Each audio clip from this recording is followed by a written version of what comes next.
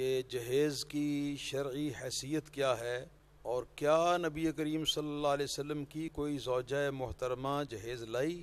صحابہ کرام نے اپنی کسی بیٹی کو جہیز دیا؟ حضرت فاطمہ رضی اللہ تعالی عنہا کو جو سامان دیا گیا تھا وہ حضور صلی اللہ علیہ وسلم نے خود دیا تھا، یا حضرت علی رضی اللہ تعالیٰ عنہ کی زرہ بیچ کر حضرت علی رضی اللہ تعالیٰ عنہ کی طرف سے دیا گیا تھا؟ جہیز کی سب سے پہلے شرعی حیثیت پوچھی گئی ہے، تو شرعاً لڑکی کے والدین یا اس کے رشتہ دار لڑکی کی رخصتی کے موقع پر جو کچھ سامان اس کو دیں اپنی خوشی سے، قرضہ اٹھائے بغیر اور شرعاً ضروری سمجھے بغیر اپنی بیٹی کو جو کچھ دیں، شرعاً اس کی حیثیت مباح کی حیثیت ہے، کہ یعنی یہ جائز ہے، نرا جائز ہے۔ اس کا مطلب ہے کہ اگر کوئی آدمی دے تو اس کو ثواب نہیں اور گناہ بھی نہیں، اگر کوئی آدمی نہ دے تو اس کو بھی نہ ثواب ہے نہ گناہ ہے۔ اگر کوئی آدمی قرضہ اٹھا کر یا اپنے آپ کو تنگ کر کے اپنی حیثیت سے زیادہ لوگوں سے گدا کر کے پیسے اکٹھے کر کے تو جہیز دیتا ہے، تو اس طرح کا جہیز جو ہے وہ شرعاً ممنوع اور ناجائز ہے۔ یہ تو جہیز کی شرعی حیثیت کے بارے میں نے عرض کر دی۔ پھر دوبارہ ایک پوائنٹ عرض کرتا ہوں، اس کو ذہن نشین اچھی طرح کر لیجئے۔ جہیز جو ہے یہ شرعاً نہ فرض ہے، نہ واجب ہے، نہ سنت مؤکدہ ہے، نہ سنت غیر مؤکدہ ہے، بلکہ محض یہ جائز ہے۔ اگر اس کے اندر کسی اچھائی کی نیت کر لی جائے گی تو یقیناً یہ اس میں اچھائی کی نیت پر ثواب بھی مل جائے گا، لیکن یہ ضروری نہیں۔ جو شخص جہیز کو شرعاً ضروری سمجھتا ہے وہ شخص گمراہ ہے، اور اس کا یہ کہنا بالکل غلط ہے۔ شرع شریف کے اندر جہیز جو ہے، اگر والدین اپنی خوشی سے، اپنی استطاعت کے مطابق، اپنی گنجائش کے مطابق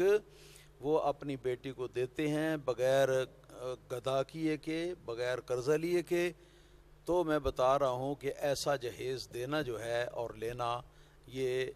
مباح کی مد میں آتا ہے، یعنی کہ نہ گناہ ہے نہ ثواب ہے۔ اس کے بعد سوال کیا گیا کہ کیا نبی کریم صلی اللہ علیہ وسلم کی کوئی زوجہ محترمہ جہیز لائی؟ صحابہ کرام نے اپنی کسی بیٹی کو جہیز دیا؟ حضرت فاطمہ رضی اللہ تعالیٰ عنہا کو جو سامان دیا گیا تھا کیا وہ حضور صلی اللہ علیہ وسلم نے خود دیا تھا، یا حضرت علی رضی اللہ تعالیٰ عنہ کی زرہ بیچ کر حضرت علی رضی اللہ تعالیٰ عنہ کی طرف سے دیا گیا تھا؟ نبی کریم صلی اللہ تعالیٰ علیہ وسلم کی ازواج مطہرات میں سے کوئی زوجہ محترمہ جو ہے وہ جہیز لے کے نہیں آئی۔ حضرات صحابہ کرام رضوان اللہ علیہم اجمعین نے بھی اپنی کسی بیٹی کو جہیز نہیں دیا۔ ہمیں جہاں تک منقول ہے اس کے اندر کہیں یہ نظر نہیں آیا۔ اگر کہیں دیا ہو اور ہمارے مطالعہ تک وہ بات نہ پہنچ سکی ہو تو وہ علیحدہ بات ہے، کیونکہ یہ جہیز کا دینا جو ہے یہ محض مباح ہے،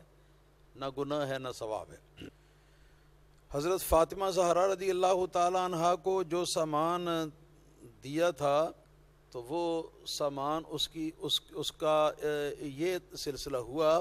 کہ نبی کریم صلی اللہ علیہ وسلم نے حضرت علی رضی اللہ تعالیٰ عنہ کو بلایا اور پوچھا کہ کیا آپ کے پاس کچھ پیسے ہیں یہ نکاح سے پہلے؟ تو انہوں نے عرض کیا کہ حضور بس میری ایک زرہ ہے۔ تو آپ نے فرمایا کہ اسے بیچ کر جو اس کی قیمت ملے وہ لے آؤ میرے پاس۔ تو وہ بیچ کر قیمت لے آئے۔ نبی کریم صلی اللہ تعالی علیہ وسلم نے وہ پیسے دے کر حضرت ابو بکر صدیق رضی اللہ تعالیٰ عنہ، حضرت فاروق اعظم رضی اللہ تعالیٰ عنہما کو آپ نے بازار بھیجا کہ بازار سے خانہ داری کی کچھ واجبی چیزیں جو ہیں وہ لے آئیں۔ وہ بچھونا لے کے آئے اور ایک مٹکا لے کے آئے بڑا پانی کے لیے، ہنڈیا لے کے آئے اور مشکیزہ پانی کے لیے لے کے آئے اور ایک چکی لے کے آئے، یا کوئی چھوٹے چھوٹے چند ایک تھوڑے سے برتن، اور نبی کریم صلی اللہ تعالی علیہ وسلم نے وہ سب چیزیں حضرت فاطمہ زہرا رضی اللہ تعالی عنہا کے نکاح سے پہلے حضرت علی مرتضیٰ رضی اللہ تعالی عنہ جس مکان کے اندر نکاح کے بعد آپ رہنا چاہتے تھے، تو اس مکان کے اندر یہ سامان رکھوا دیا تاکہ دولہا اور دلہن کو وہاں رہنے میں اور وہاں وقت گزارنے میں کوئی دقت پیش نہ آئے۔ اس کا یہ مقصد تھا، کیونکہ مقصد یہ ہوتا ہے کہ جب ایک فریق کی طرف سے لڑکا ہوتا ہے، دوسرے فریق کی لڑکی ہوتی ہے، اور دونوں کو ملا کر ایک نیا گھر آباد کرنا ہوتا ہے، تو اس موقع پر حضور نبی کریم صلی اللہ تعالی علیہ وسلم نے حضرت علی مرتضیٰ رضی اللہ تعالی عنہ سے پیسے پوچھے، کیونکہ نبی پاک صلی اللہ علیہ وسلم کے پاس آپ کے پاس اپنے طور پر اس وقت کوئی دنیاوی مال نہ تھا، تو اگر ہوتا تو وہ یہ چیزیں خود اپنے طور سے منگوا دیتے۔ حضرت علی مرتضیٰ رضی اللہ تعالی عنہ کے پیسوں سے پھر یہ ساری چیزیں خریدی گئی ہیں، اور اس میں ایک یہ بات بھی ہے کہ نبی کریم صلی اللہ علیہ وسلم اور حضرت علی مرتضیٰ رضی اللہ تعالی عنہ کے درمیان